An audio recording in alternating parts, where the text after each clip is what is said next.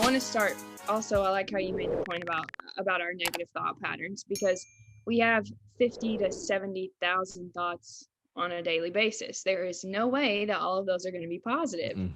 And especially as athletes. And I mean, we have these negative thoughts because our brain's first job is to protect us. Now, in like caveman times, that was to protect them from physical harm, obviously, but now it's more so to protect our egos. And so there's one thing I know to be true: negative thinking works pretty much 100% of the time, right?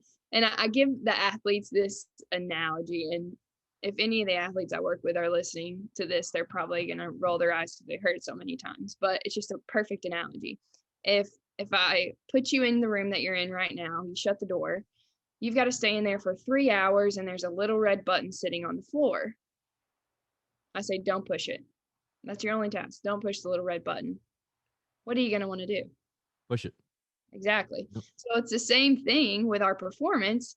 If I'm thinking, don't mess up, don't mess up, don't mess up, don't mess up, what am I probably going to do? Mess up. Yep. Right. And so we know that the negative thoughts are going to come. It's really hard, though, to go from negative to positive. So I think there's this misconception that my job is to help athletes be positive.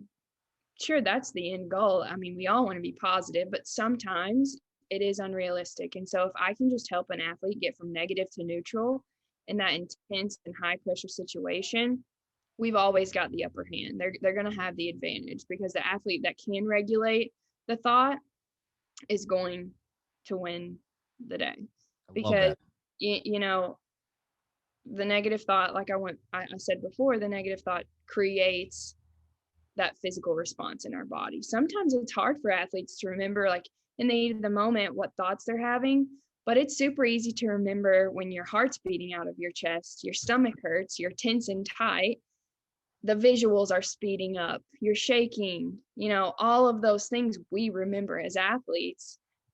But it's important that we then have those tools and skills. So some of those coping mechanisms, with especially with any of the athletes I work with, when things start to speed up, or when our breathing starts to get a little bit faster, we're tense and tight, something that they can always utilize and they don't need anything on them to do is just breath work. And it's quick, it's portable, and no one knows that you're doing it.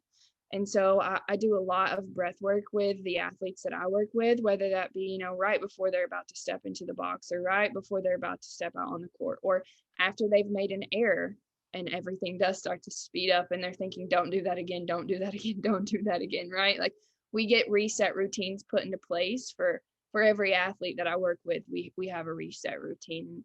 There's a pretty base system for that, but it's very individualized to what's going to work for me won't work for you, right? So getting that reset where they're able to just neutralize their thoughts. So just asking themselves, give me the facts. What did I just do wrong? Is it true? Is it untrue? The thought that I'm having, and who told me it? If it was me, it's probably false.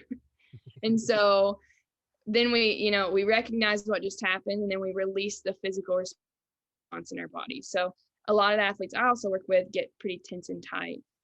So doing some quick muscle relaxation, tensing up that major muscle group and then relaxing it. And then, re-engage back into the present moment.